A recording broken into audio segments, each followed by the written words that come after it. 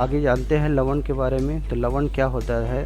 उदासीनीकरण क्रिया में अम्ल और क्षार के मिलने से पानी और एक पदार्थ प्राप्त होती है। इस पदार्थ को लवण कहा जाता है। जो उदासीनी की क्रिया जो हमने ऊपर पढ़ा है, अम्ल और क्षार दोनों को यदि मिक्स कर दिया जाता है तो नया चीज़ जो बनता है वो लवण कहलाता है और साथ में पानी प्राप्त होती है। जैसे यहाँ पर दिया है हाइड्रोक्लोरिक अम्ल और सोडियम हाइड्रोक्साइड। तो हाइड्रोक्लोरिक अम्ल होता है और सोडियम हाइड्रोक्साइड एक क्षार होता है। जब दोनों का क्रिया जब होता है तो एक नया चीज़ प्राप्त होता है, सोडियम क्लोराइड, जिसको हम नमक के नाम से जानते हैं, जिसको लवण कहा जाता है। तो ये होता है, इसको लवण कहते हैं। मतलब लवण किसे कहेंगे? उदासीनीकरण की क्रिया के फलस्वरूप अम्ल और क्षार के जब मिलता है तब उसमें नया चीज़ जो बनता है उसको लवण कहा जाता है।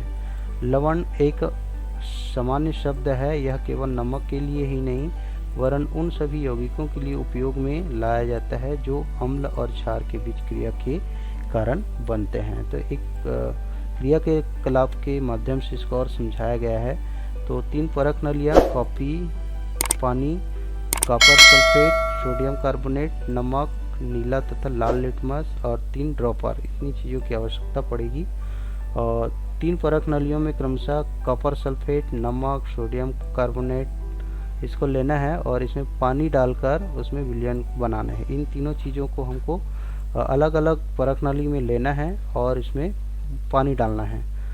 अब लाल और नीले लिटमस पेपर पर तीनों परख नली में द्रव की कुछ बूंदें डालें और ड्रॉपर की सहायता से डालकर उनमें होने वाले परिवर्तन को देखना है और सारणी में इसमें लिखते जाना है कि इसमें कौन सा परिवर्तन होता है।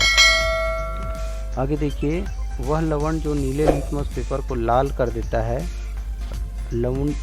अम्लीय लवण तथा जो लाल लिटमस को नीला कर देता है क्षारीय लवण कहते हैं। ये यहाँ पर लवण 2 प्रकार के हो गया, अम्लीय लवण और क्षारीय लवण। तो जो नीला कर देता है, नीला है वो लाल को करता है, उसको अम्लीय, और जो लाल है वो नीला कर देता है उसको क्षारीय लवण कहते हैं। और कुछ लवण लाल तथा नीले लिटमस पर कोई प्रभाव नहीं डालता, उसको उदासीन लवण कहा जाता है।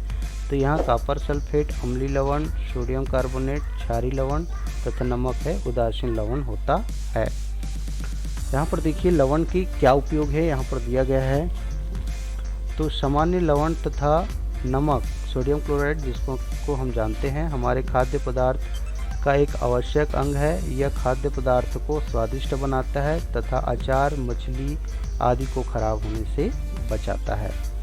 तो लवण के ये सामान्य उपयोग हो गया।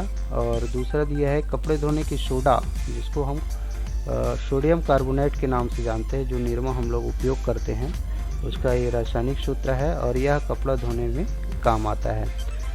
खाने का सोडा होता है सोडियम बाइकार्बोनेट। यह केक, सोडा वाटर, शीतल पेय पदार्थ और पेट की अम्लता दूर करने में काम आता है। तो यहाँ पर देखिए और दिया गया है, हमारे शरीर को कई प्रकार के लवण की आवश्यकता होती है। यह अधिकांश calcium, magnesium, iron, sodium, magnesium chloride, iodide, sulphate, bicarbonate, phosphate होते हैं। और पसीना आने पर इनमें से कुछ लवण शरीर से निकल जाते हैं। इसी प्रकार पसीना नमकीन होता है। जब कभी पेचिश या अतिसार आदि के कारण हमारे शरीर में से अधिक पानी निकल जाता है, तब इस पानी के साथ ही हमें इनमें घुले लवण भी हम खो देते हैं। इसे निर्जलीकरण कहते हैं। ऐसी स्थिति में हमें लवण और शक्कर युक्त पानी अधिक पीना चाहिए, जिससे शरीर में जल एवं लवण का स्तर पुनः सामान्य हो जाए और यह मुख्य अंतर ओरल रिहाइड्रेशन बच्चों को पेचिश तथा अतिसार के फलस्वरूप संभावित मृत्यु से बचाती है।